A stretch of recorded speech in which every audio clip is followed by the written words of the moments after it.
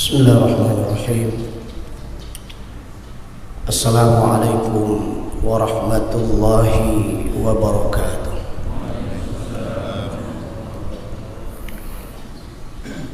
Alhamdulillah, salatan wa salaman ala rasulillah wa ala alihi wa sahbihi wa mawala. A'udzu billahi minasyaitonir rajim.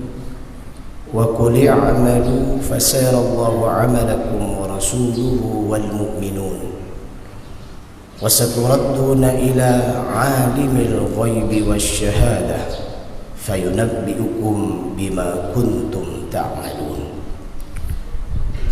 Wa qala Nabi sallallahu alaihi wasallam wa waqqara saghiruhum kabirahum ila akhir hadis, rawahu Dailami. Jamaah salat subuh yang dirahmati Allah Subhanahu wa taala, yang hari ini hadir secara garis besar adalah dua bentuk jamaah. Pertama, jamaahnya anak muda, dan yang kedua adalah jamaahnya para orang tua. Hadirin yang dirahmati Allah Subhanahu wa taala, keberadaan anak muda dan orang tua ini terlihat dalam seluruh aspek kehidupan kita. Dalam skala kecil, sebuah rumah tangga ada anak muda, ada orang tua. Dalam sebuah lembaga, dalam sebuah organisasi, di sana pun tidak luput ada anak muda, ada orang tua. Dan bahkan Masya Allah, hari ini lahirnya GPS dan SMS. Di sana pun kita melihat kalau disebut SMS, awalnya itu adalah kumpulan para jamaah orang tua, sehingga orang tua pun berpikir bagaimana bisa melahirkan anaknya. Kemudian lahirlah GPS, maka GPS ini disebut dengan jamaahnya anak muda. Fenomena ini menginspirasikan bagi kami untuk menyampaikan sebuah judul nasihat pada kesempatan yang berbahagia ini, mensinergikan semangat anak muda dan pengalaman orang tua mewujudkan bangsa, agama, dan negara yang bermartabat. Jamaah rahimakumullah, berarti inilah tugas besar kita hari ini. Bagaimana caranya semangat anak muda dan pengalaman orang tua itu bisa dikolaborasi, bisa digabung, sehingga tidak berlebihan bahasa yang kita ingin sampaikan. Gabungan semangat anak muda dengan pengalaman orang tua sama dengan atau melahirkan kedewasaan. Saya ulang kalimatnya. Semangat anak muda kita jaga, kita rawat. Pengalaman orang tua kita hormati. Kita menggabungkan antara semangat anak muda dan pengalaman orang tua, lahirlah sebuah sifat dan sikap kedewasaan. Maka sifat dan sikap dewasa ini bisa saja muncul pada diri anak muda kalau anak muda tersebut punya dua sifat. Satu, punya semangat. Dua, punya pengalaman. Maka kita melihat ada anak muda, dia muda tapi dewasa. Kenapa? Gabungan dua sifat. Yang pertama semangatnya, yang kedua adalah pengalamannya.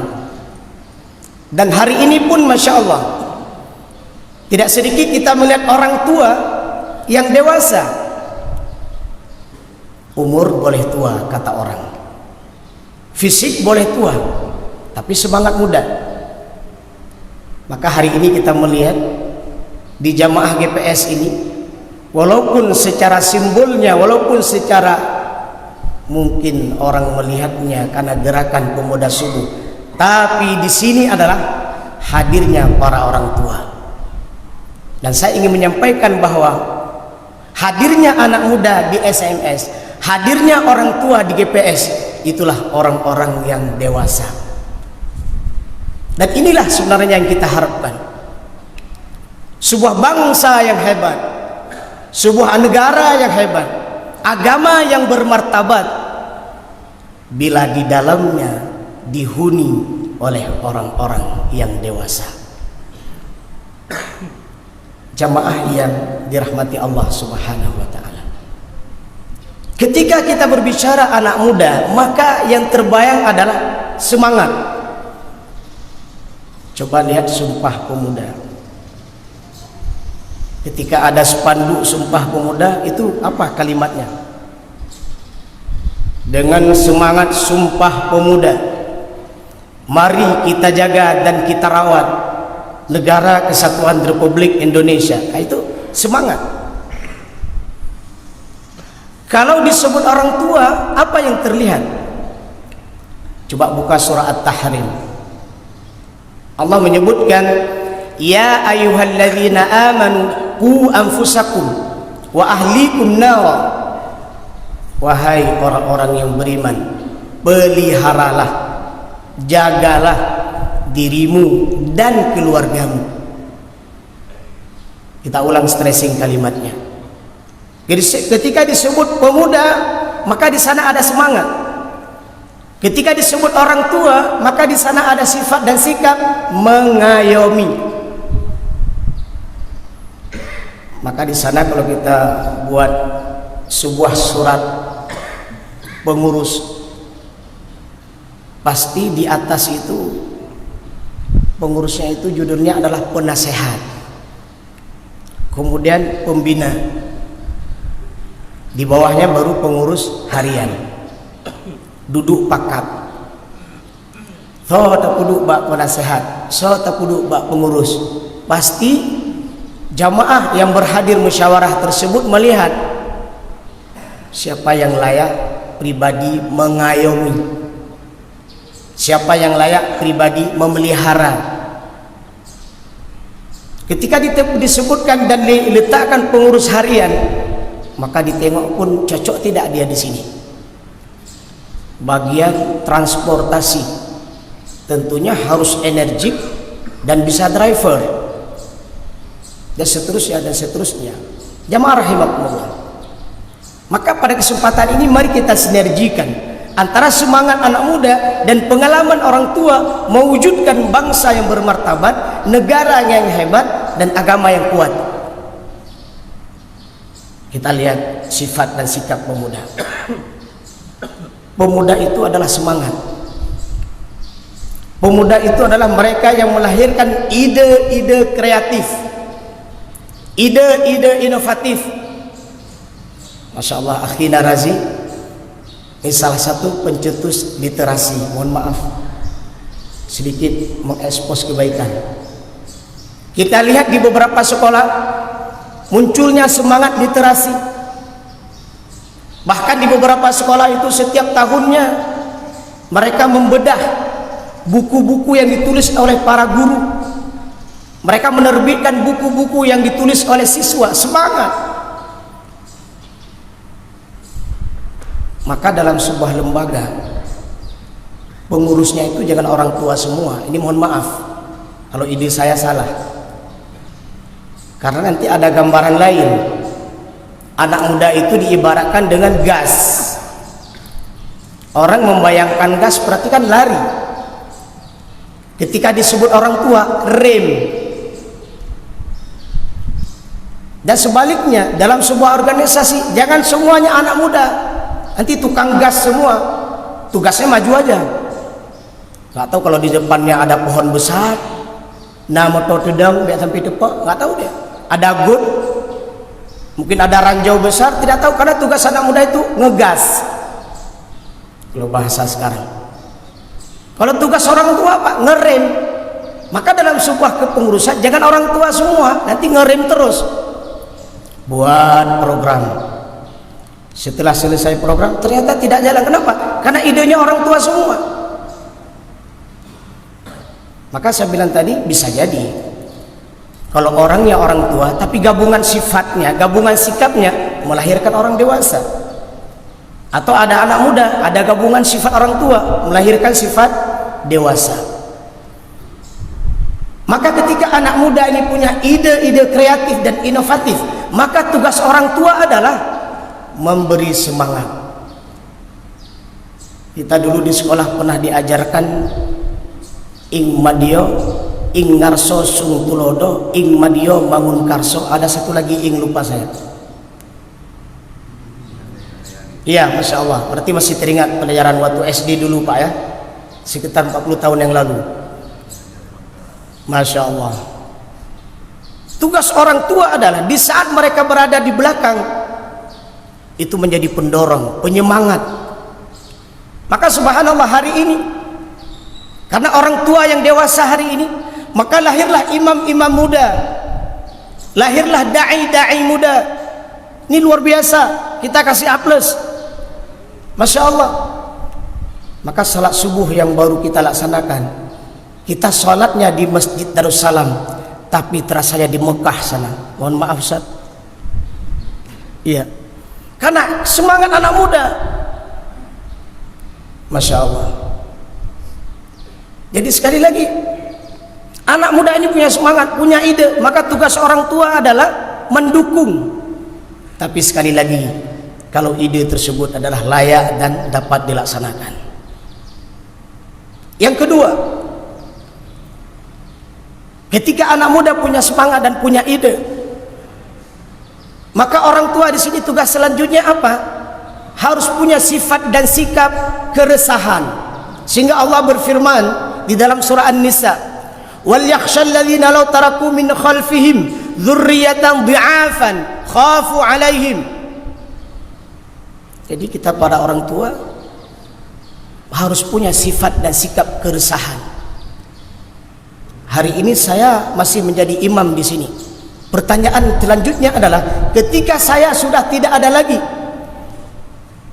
siapa yang akan menggantikan posisi imam di sini? Sama dengan keresahan Nabi Yakub. Am kuntum syuhada'a idh hadara Yaqub al-maut idh qala liqaumihi ma ta'buduna min ba'di. Nabi Yakub bertanya kepada anak-anaknya, ketika nanti aku telah tiada, apa yang kamu sembah? Dan ini sekaligus menjadi keresahan orang tua hari ini adalah mereka harus resah bagaimana tauhidnya anak muda hari ini, bagaimana ibadahnya anak muda hari ini. Ini bagaimana kita menggabungkan anak muda yang punya semangat, anak muda yang kreatif, orang tua yang menjaga, orang tua yang memelihara, orang tua yang punya sifat dan sikap keresahan sehingga dia resah. Inilah yang disebut dengan estafet pembangunan. Sebuah organisasi akan hancur kalau tidak ada pengkaderan. Makanya sekali lagi hari ini luar biasa. Hari ini kita lihat imam muda, besok ada imam tua. Hari ini kita melihat ada da'inya muda, besok da'inya orang tua. Terjadi kolaborasi. Dan inilah harus kita jaga. Maka di dalam hadis Rasulullah, rawahud Dailami, Rasulullah menyebutkan di antara ciri keluarga yang disayang oleh Allah, ciri keluarga yang dicintai oleh Allah adalah wa waqqara saghiruhum kabirahum. Penghuni di dalamnya yang muda menghormati yang tua. Masya Allah. Seorang anak yang hormat kepada orang tuanya. Di mana kita melihat ciri seorang anak hormat pada orang tua? Dari sifat dan sikapnya, mulai dari cara berbicara. Masya Allah. Maka tugas orang tua, ajarkan adab. Addibu adabahum, alimu auladakum. Ajarkan adab kepada anakmu dan ajarkan ilmu kepadanya. Maka di sini adab harus diutamakan sebelum ilmu itu. Bagaimana layaknya seorang anak berbicara dengan orang tua. Nah, ini perlu diajarkan. Mungkin yang kita 40 tahun yang lalu masih teringat. Kalau ada anak muda, ini mohon maaf, atau kalau ada anak di bawah anak muda lewat orang tua, itu takut. Dia menjaga adabnya, tidak berani berjalan sembarangan. Kenapa? Karena dulu memang turun-temurun kita secara personal dan secara sosial diajarkan adab, menghormati orang tua. Dan orang tua pun biasa bigusu anu aja. Meskipun anaknya batat, meskipun anaknya bandel, tapi kalimat yang muncul dari orang tua adalah hai ane mutua. Masya Allah, coba lihat.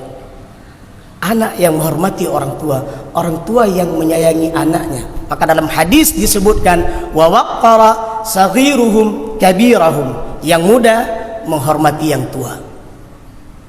Maka awal perpecahan, awal broken home, rusaknya sebuah rumah tangga adalah ketika anak tidak lagi menghormati orang tua dan ketika orang tua tidak lagi menyayangi anak-anaknya.